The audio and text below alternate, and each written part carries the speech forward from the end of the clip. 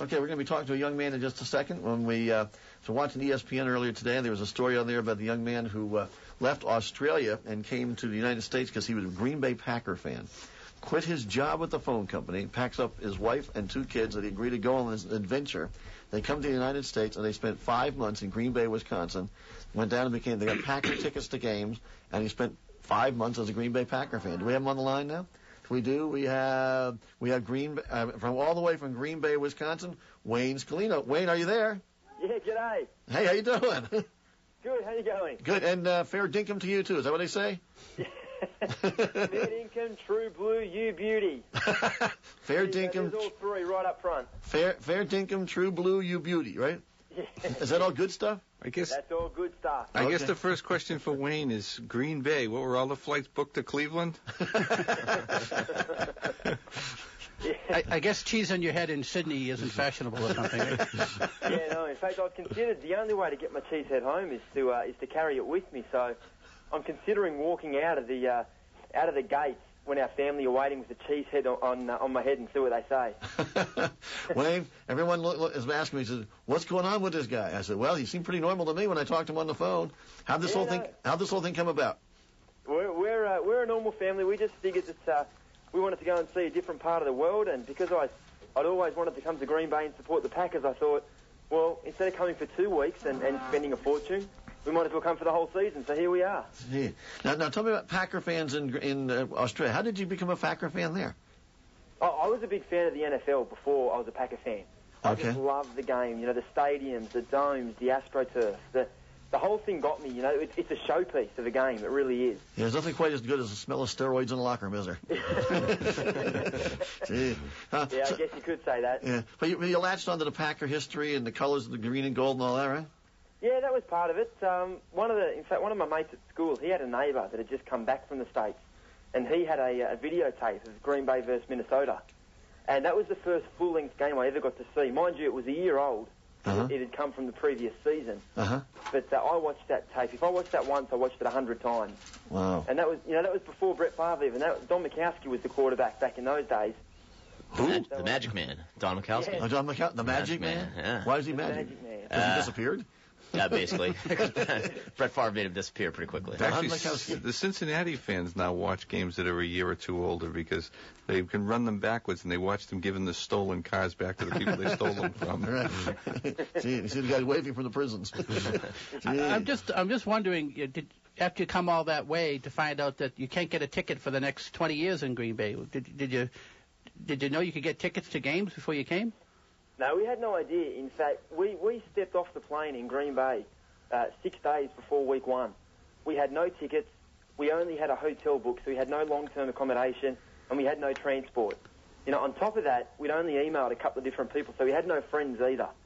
So we really came into this, you know, blind, knowing that we'd have to live week to week and make things work. And thankfully we did. We made some friends who happened to be season ticket holders, and through friends of friends, we managed to get tickets to one of the stadiums that it's toughest to get tickets in. So I was pleased with the way it all worked out. Wow. Well, that's amazing. Your wife must really love you. I have no idea what she's thinking. You know, I have a question for Wayne, because my son just came back from Australia after spending 5.5 months over there as an exchange student at, I believe it's Wollongong in New South Wales, about an hour south of Sydney, maybe? Yeah, my grandparents for a little while, or for most of their lives, in fact, lived in Wollongong. Yeah, it's about an hour south of where we live, probably 50-minute drive from where we live. He said he would go back again tomorrow if he put his money together. He's finishing his senior year in Florida, but he said the people were just fabulous. Wollongong's kind of like Green Bay. It's really small, you know. They thrive on the beach down there. It's a real beach sort of holiday type community. It's got it thrives on the steelworks too, but. Yeah, Wollongong's awesome. It's about 100. I'm surprised you didn't mention that it's a beach community. How are the beaches in Green Bay? We've never seen any. Yeah, no, they're not too good. In fact, people kept telling us to go to this place called Bay Beach Park. Huh? We went there. It was on the lake. There weren't the waves weren't great. I was expecting more, to be honest, but it was good. It was very good fun. Now, you actually met Brett Favre at some point too, right? Yeah, that was after the Seattle divisional playoff game, the snowball or the ice globe game, as they're calling it here. Uh-huh. Yeah, that was out of this world. That was I was down at one of the local bars talking to a few different people because we've sort of gained some sort of notoriety here, my family and I, because we're the only Aussies and everybody knows that we're here for the football season. Uh-huh. So we go out and I started talking to all these different people and they were talking to me and this one guy comes over and says, hey, I know Brett and Deanna. Would you like to meet them? Do you mind if I finish my meal first? Yeah, I jumped at the chance, and it was good fun. Got a photo that'll last me a lifetime. So what did Favre have to say?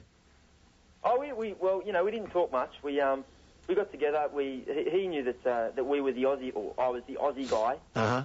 So we spoke a little bit about Australia, about Sydney, and about basically the questions everybody else asks. What are you doing here, and why are you staying for so long? Right. Yeah. Gee. Well, what's been the most fun about this whole thing?